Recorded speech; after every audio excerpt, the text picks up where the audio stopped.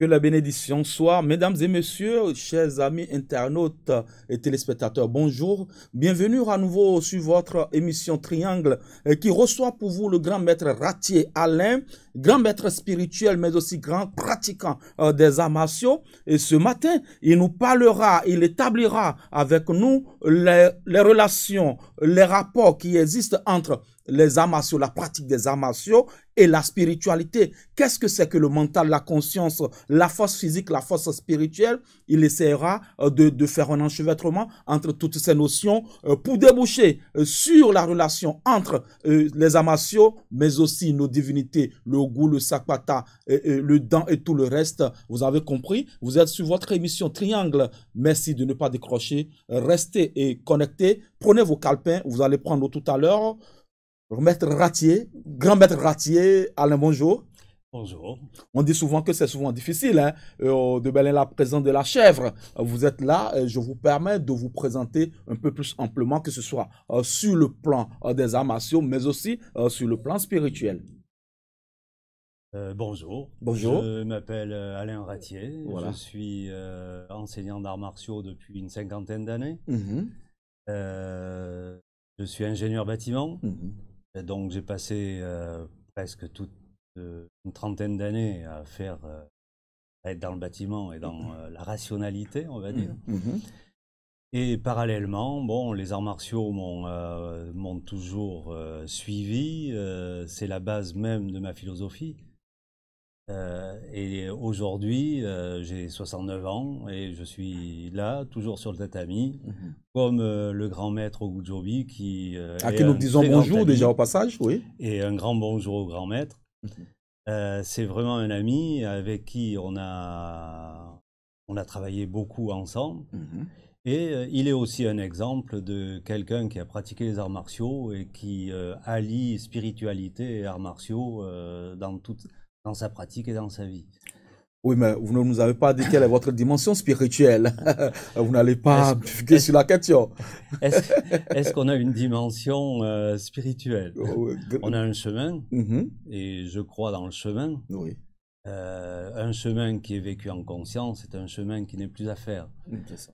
La spiritualité, pour moi, c'est une grande ouverture à ce que l'on voit et à ce que l'on ne voit pas. Et en même temps, c'est un mouvement vers soi-même, ton vrai soi. Pour cela, bon, on utilise le corps et on utilise le mental au début. Oui, les gens vont peut-être s'étonner. Et dans ma présentation tout à l'heure, quand je parlais des divinités, je voudrais dire à nos chers amis téléspectateurs que vous êtes un initié, un grand initié, et que vous connaissez toutes ces divinités parce que d'une façon ou d'une autre, vous les pratiquez tous les jours. Bon, je peux pas dire que je suis un grand initié. Je peux dire que ça fait une trentaine d'années que vous êtes initié. Je pratique le Fa, oui, voilà. Hein, mais à ma dimension et avec ma compréhension aussi. Parce que je suis quand même pas né ici, ce ne sont pas mes coutumes. Mais par contre, je me rends compte que la tradition est une. C'est cela. Vous nous direz peut-être avant la fin de cette émission ce que vous connaissez de la divinité Sakwata, de la divinité Dan, de la divinité Rebioso. Peut-être ce sera pour tout à l'heure, ce sera le clou de cette émission. Nous allons rentrer dans le vif du sujet, grand maître Ratier Alain. Et quel est le rapport que l'on peut établir tout de suite entre les arts martiaux et la spiritualité? Ben, les arts martiaux forment le corps à bouger naturellement, d'abord. Il apprend aussi à survivre. Il faut survivre avant de vivre. C'est cela. Donc, on apprend à se dépasser soi-même dans le physique et dans le mental. Ce n'est que la petite partie des arts martiaux. Et la plupart du temps, les gens s'arrêtent à la dimension, on va dire, je suis arrivé à ceinture noire ou un peu plus loin.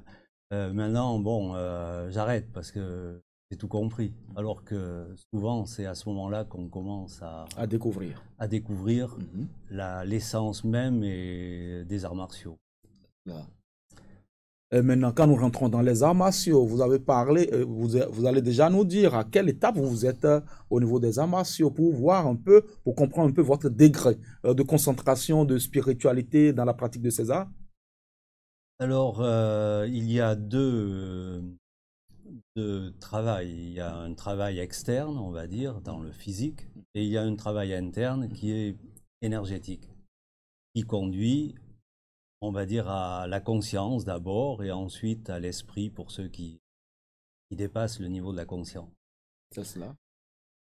Euh, le travail interne est un travail fait de technique, d'abord, découvrir son corps dans sa structure énergétique. Et ensuite, une fois qu'on a commencé à comprendre ce que c'est que l'énergie, à la ressentir, à la faire circuler, on doit la canaliser, la stocker, et ensuite on peut la projeter. On peut l'utiliser dans les arts martiaux, comme on peut l'utiliser dans les soins ou dans la vie de tous les jours. D'accord. Dans ce rapport que nous on établit, il y a le mental qui intervient. Alors, Le mental, c'est quoi? le mental intervient au début, mais en fait, c'est le gros problème de nos sociétés aujourd'hui, c'est que le mental, lui, ne connaît que ce qu'on lui apprend. Il n'y a pas d'autre chose qui va sortir, ce qui crée énormément de problèmes entre les peuples, on va dire, les gens, parce que chacun est éduqué différemment, chacun y voit les choses autrement, chacun a son point de vue. Mais en fait, ça s'arrête à un niveau, c'est le niveau mental. Le mental, lui, ne peut faire qu'une seule chose à la fois, tandis que dans le travail de la conscience, on peut être à 10 endroits à la fois et faire 10 choses différentes. C'est la différence. Donc au début, on s'appuie sur le mental, parce qu'on n'a que ça que l'on connaît, et le physique que l'on connaît. Et doucement, on sort du physique pour entrer dans l'énergétique et du mental pour entrer dans la conscience. Dans la conscience. Voilà les deux tableaux. Voilà Les paliers qu'il faut paliers. passer pour avoir une certaine force spirituelle. Quand nous essayons d'établir des relations entre la pratique des arts martiaux et nos divinités, vous pouvez nous expliquer un peu le cheminement, comment est-ce que ça se passe pour que nos chers amis téléspectateurs puissent comprendre? Alors au niveau énergétique, on peut se référer à la médecine chinoise, qui, elle, utilise un système énergétique, les méridiens, avec les organes, et chaque organe et chaque méridien sont reliés à des éléments. Par exemple, pour les poumons, on a un méridien qui passe par le pouce, qui remonte jusqu'à ce niveau, et qui est lié au poumon. Donc les deux participent à la construction du corps et à l'équilibre du poumon. Le poumon, c'est le fer. Donc quelque part, si j'équilibre tous les éléments dans mon corps, le poumon étant le fer, les reins étant l'eau, le foie la forêt, la rate la terre, on a en fait le panthéon vaudou à l'intérieur de nous.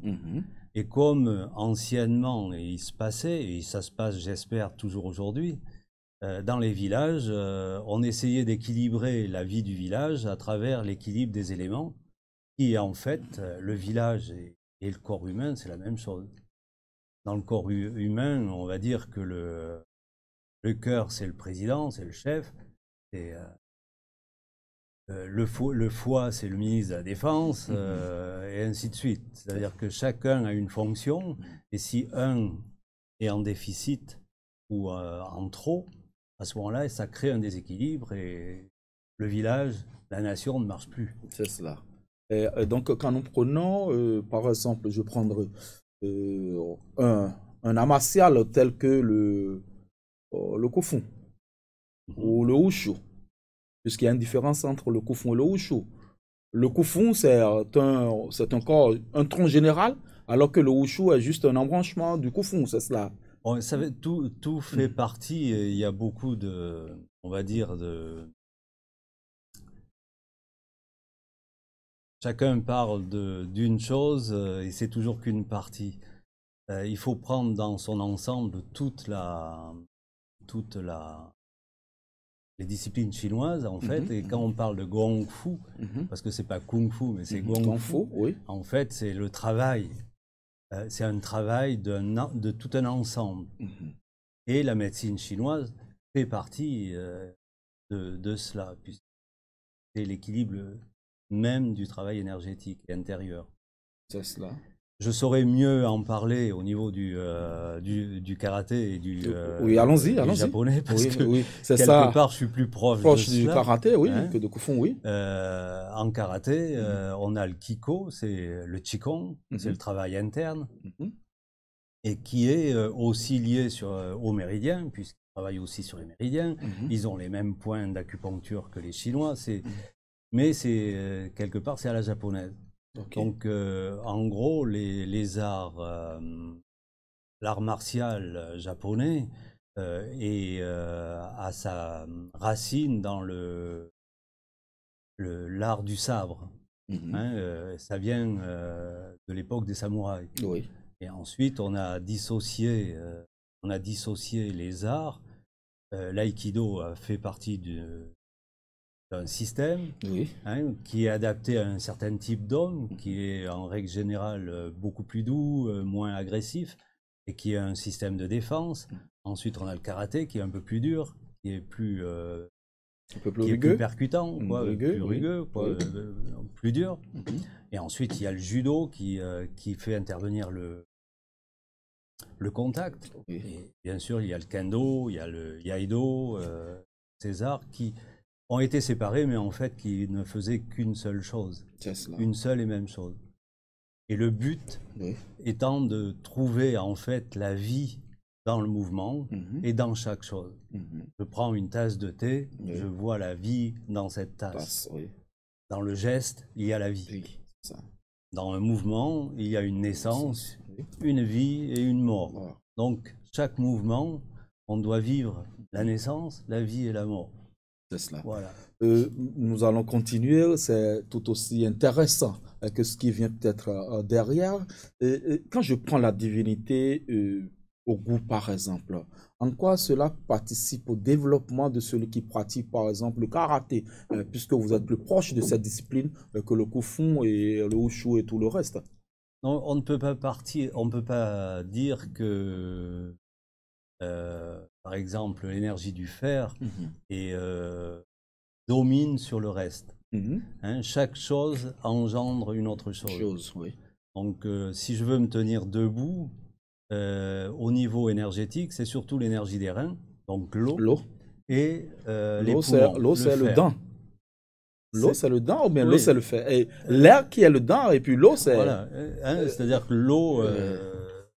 c'est la divinité de l'eau, c'est de là que viennent toutes choses. Ok, d'accord. Hein, si on regarde, on a une graine. Si on met la graine dans la terre et on n'arrose pas, ça ne pousse pas. Oui. Si on arrose cette graine et qu'elle est dans une chambre hors de la lumière, elle ne va pas pousser. Non plus. Donc il faut la sortir et les deux, l'eau et la combinaison de l'eau et de la lumière vont faire que la plante va grandir. Donc quelque part, on est un peu dans le même principe, c'est-à-dire qu'on doit d'abord comprendre qu'on est à peu près à 60% d'eau, fait d'eau, et ensuite le reste, c'est surtout une structure qui nous porte.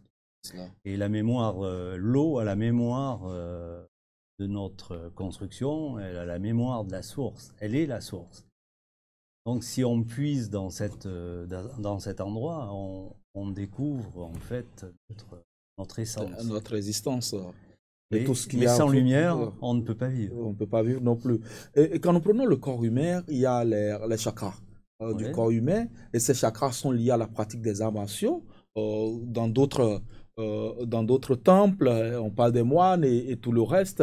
Et ces chakras aussi sont liés à nos divinités. Et quelle est la relation, cet enchevêtrement qu'on peut établir entre la pratique de ces arts martiaux, les chakras qui sont sur le corps humain et nos divinités que nous côtoyons tous les jours chez nous ici? Bon, on va dire que dans notre pratique, puisqu'il y a beaucoup de pratiques, la première chose, c'est on a un foyer. On appelle ça un foyer. C'est au niveau du deuxième chakra, et ce centre relie... Vous pouvez nous montrer sur le corps humain les chakras? Donc le premier, c'est dans le ventre, sous le nombril, sous le nombril, 4 cm. Voilà. Et à l'intérieur du corps, on va dire, on peut dire 2-3 cm de la colonne vertébrale. Oui. Hein, ça, c'est le premier, on appelle ça le premier tantien. Mhm. Le premier chakra, c'est au niveau du périnée. Et le troisième chakra, c'est au niveau du plexus solaire. Donc ces 3 chakras n'en font plus qu'un. C'est ce qu'on appelle le tantien. Et celui-là, on va dire qu'il est surtout relié à la terre. Donc, Sakpata. on pourrait dire Sakpata. Sakpata, oui, voilà. Hein, et cette force de la terre, c'est la première chose qui vient. Et ensuite, on a un autre foyer. Juste au niveau du 4e chakra, oui. qui est tout seul. En fait, c'est un système, c'est une transition entre la terre et le ciel. Oui. Ce chakra est très important parce qu'en fait, il est relié à un corps qu'on appelle le corps émotionnel, qui est à 30-40 cm de son corps physique. Oui. Et c'est un peu une création de l'homme. C'est-à-dire que on a réussi à créer ce passage, ce point de, on va dire, c'est presque une barrière entre le corps physique et le corps spirituel, que nous avons créé par nos attitudes et notre manière de vivre. De vivre, oui. Donc ensuite, on a un 3e foyer, juste au front, là. On appelle le chêne, oui. voilà, qui est lié au niveau de la glande pinéale et pituitaire, et qui rassemble le chakra de la gorge et le point couronne. Oui. Voilà, en gros. Oui, et ça, c'est lié à quelle divinité chez nous? Alors là, je dirais que quand on est là, on va parler de Badou. Hein, c'est-à-dire que ça rassemble tous les éléments. Oui. Hein, et ici, c'est plutôt l'énergie du ciel. Okay. Donc après, hein, le cœur, c'est l'énergie bioso, c'est le feu. Donc après, il y a ce qu'on a besoin pour être debout et pour bouger, et il y a ce qui nous compose pour vivre, pour exister. D'accord, grand maître Alain Ratier, nous allons continuer. Et quel est l'avantage pour un pratiquant des arts martiaux de se connecter spirituellement, que ce soit à nos divinités, mais aussi à d'autres divinités qui lui sont propres? L'avantage. L'avantage, c'est d'aller vers l'unité. Nous cherchons, il me semble, l'unité. Et de la dualité à l'unité, on vit plein de réalités. Donc, ce sont des passages de conscience. Puisque c'est au départ, c'est surtout la conscience qui fait que on devient, on grandit. Et surtout en prenant conscience de ce qui va et de ce qui ne va pas. Mais pas en termes de dualité, en termes de ce qui va pour chacun. Il y a une chose qui peut m'aller pour moi et pour vous, ça ne vous va pas. Oui, c'est cela. Donc, il y a le chemin qu'il faut vivre, on va dire, par millimètres dans le temps présent et d'être toujours là. Hier, c'était hier, c'est passé. Aujourd'hui, c'est aujourd'hui. Demain, ce ne sera pas aujourd'hui. Ça, c'est pas encore là. C'est cela. Hein, donc, c'est le temps présent qui compte et la manière comment on vit le temps présent. Dans la pratique de votre art martial, vous faites référence à des divinités chez nous, au Bénin? Non, parce que quelque part, on ne peut pas...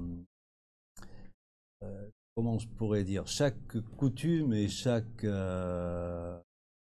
religion, ce sont des outils, comme l'art martial est un outil, comme le Qigong est un outil. Donc chacun a sa liberté de s'exprimer dans ce qu'il veut. Donc on ne peut pas parler dans l'enseignement de choses qui sont précises. Chacun le ramène à lui-même dans sa voie et dans son chemin et dans ses croyances. Malgré que vous soyez un vrai adepte de ces divinités.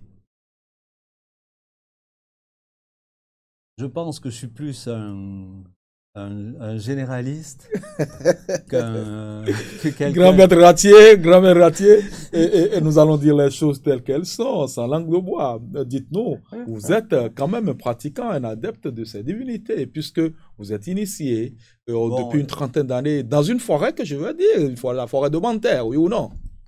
Bon, ce que je pourrais dire, en Oui. fait, c'est que... Nous n'allons pas rentrer dans cette dimension aujourd'hui parce que Voilà, nous aurons une autre émission pour cela. c'est certain. Oui, c'est Mais cela. ce qu'il faut regarder, c'est qu'en fait, bon, chacun prend pose besoin pour pouvoir s'accomplir et aller sur son chemin. Mhm. Je suis ici au Bénin, et si je suis venu au Bénin, c'est pas par hasard, ça fait 40 ans que je suis là. Voilà. Donc j'ai côtoyé beaucoup de responsables du culte vaudou Mhm. et des gens catholiques et aussi des musulmans. Et pour moi, quand je regarde le culte vaudou tel qu'il est pratiqué, et d'autant plus étant ici, ça me permet de comprendre mieux ma pratique qui est chinoise et qui n'est pas la mienne Mhm. non plus, je viens Voilà. d'ailleurs. Voilà. Et quand je regarde un tout petit peu des traditions, comme la tradition au Tibet, qui est partie sur du chamanisme, Mhm. qui est la même chose, c'est du vaudou. Vaudou, oui. C'était du vaudou. Et Oui. aujourd'hui, il faut regarder où est-ce qu'ils sont. Mais ils n'ont pas oublié leurs racines. C'est cela. Et je me souviens ici, le Dalai Lama a envoyé des lamas ici pour, pour voir ce qu'était Le vaudou. le vaudou, Voilà. puisque ce sont leurs racines. Donc, quelque part, on se rend compte que si on est dans la tradition, tout est la même chose. Ce sont que les coutumes qui changent, c'est tout. Merci bien. Et nous sommes pratiquement à la fin de cette émission, mais pour la dernière partie, vous allez nous dire, vous avez un centre hein, de formation pour adultes et pour enfants, le centre Okinawa, C'est ça, oui. qui fabrique aujourd'hui des talents en matière d'art martial et aussi de beaucoup d'autres choses. Dites-nous quelque chose sur votre centre de formation rapidement. Bon, c'est un centre qui veut rassembler un maximum de personnes de tous les horizons Mhm. afin d'enlever les limites qui peuvent être culturelles ou cultuelles ou autres. En fait, ce centre est construit sur des gens qui ont envie d'exprimer leur qualité et leur savoir. Et, et en fait, on a démarré sur les arts martiaux, mais dedans, on a du kickboxing, on a l'aïkido, on a, bon, qui est un art martial quand même. Mhm. On fait aussi du tai chi, il y a du Mhm. wushu, Mhm. il y a du kickboxing. À côté de cela, il y a du théâtre et quelqu'un s'occupe aussi de faire pour les enfants. Donc, c'est tout un ensemble qui aimerait On dit bonjour à transmettre. Jean-Louis au passage. Oui, Voilà. bien sûr. Voilà. Salutations. Ah oui.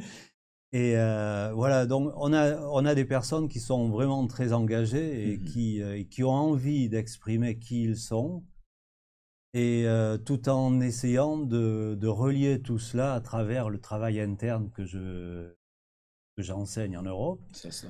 et qui permet de relier en fait le théâtre aux arts martiaux et disons l'expression de la vie de C'est ça. chacun. Et dans ce centre. il faut pas oublier de rappeler que vous êtes le meilleur centre de formation aujourd'hui en matière de taekwondo, en matière de karaté, c'est cela, puisque vous avez plusieurs de vos enfants qui sont à l'équipe nationale. Voilà, en taekwondo surtout, Mhm.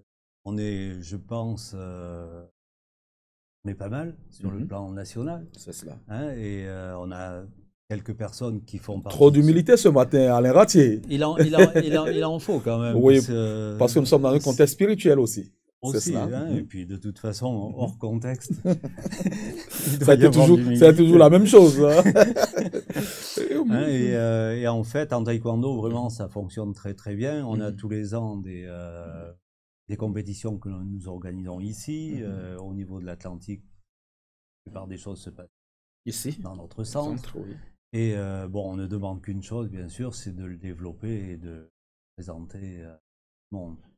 En matière en karaté, on est plus dans le karaté martial, que je suis en train de mettre, moi, personnellement, en place avec ma fille qui est aussi en taekwondo, qui est Oui. troisième dan en taekwondo. Elle Ah était oui. troisième. Troisième dan, hein? Oui, et puis elle a été troisième au jeu international, je ne me rappelle plus quelle année. Bon, j'en ai une autre qui est dans l'équipe nationale. Bon, Voilà. Tout le monde se donne bien et s'entraîne à vouloir donner une bonne image, du centre. Voilà. Avant de partir, nous sommes dans une arène spirituelle. Juste un exercice de concentration pour nos chers amis téléspectateurs et nous allons finir par un contact tout à l'heure. Bon, ben, je dirais à...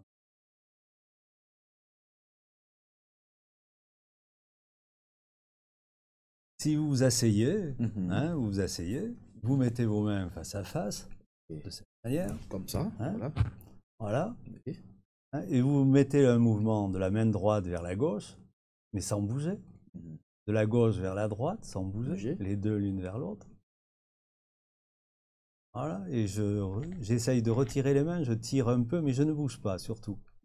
Voilà. Et si normalement il y a quelque chose qui se passe déjà. Et ça, c'est rien. Ça, c'est votre propre énergie que vous ressentez dans vos mains. Ça. Voilà, en gros. Merci beaucoup, Maître Ratier Alain. Vous êtes grand maître pour les arts martiaux, mais aussi sur le plan spirituel. C'est une autre dimension que nous allons découvrir de vous les jours à venir. Un contact, un ou deux contacts rapidement pour vous joindre, au cas où on aurait besoin de discuter des divinités avec vous, mais aussi discuter à martial avec vous. Donc, nous avions déjà le 95, je peux donner, le 95, le 41, les deux numéros. Les deux numéros, le 95 41 73 58 ou le 66 30 09 27. Je reprends une dernière fois, le 95 41 73 58 ou le 66 30 09 27. Et ce sont les contacts du grand maître Ratier Alain. Maître Ratier Alain, nous sommes pratiquement à la fin de cette émission.